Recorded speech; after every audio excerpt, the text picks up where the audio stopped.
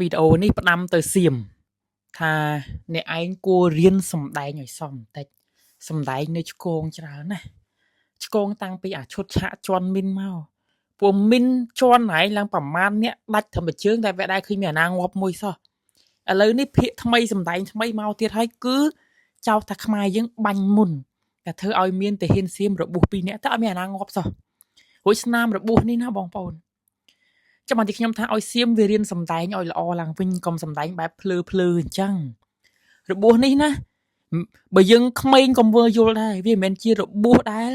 ប៉ះទង្គិចជាមួយនឹងក្របកំភ្លើងទេប៉ុន្តែបើឲ្យខ្ញុំព្យាករណាបងប្អូនពួកអ្នកហាត់តាហ៊ានណាបងប្អូនចង់ជប់អារបួសអញ្ចឹងដៅខ្លាំងជាងនឹងទៀតគេជប់បានដែរណាបងប្អូនចង់ធ្វើរបួសហ្នឹងហ៎ខ្ញុំប្រាប់យកទៅដុំថ្មមួយមក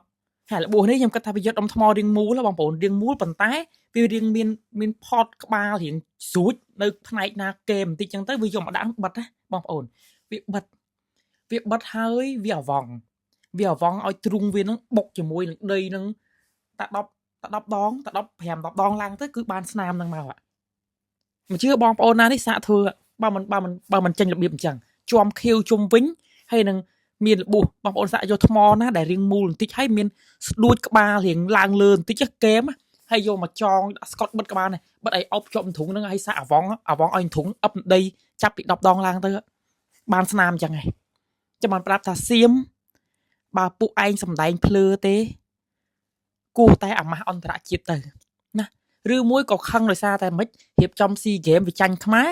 បានវាលេងឈុតឆាកហ្នឹងមកដើម្បីប្រឡប់អន្តរជាតិព្រោះវាខ្មាស់គេពេកឬក៏វាយ៉ាងម៉េចណាអញ្ចឹងណាបងប្អូន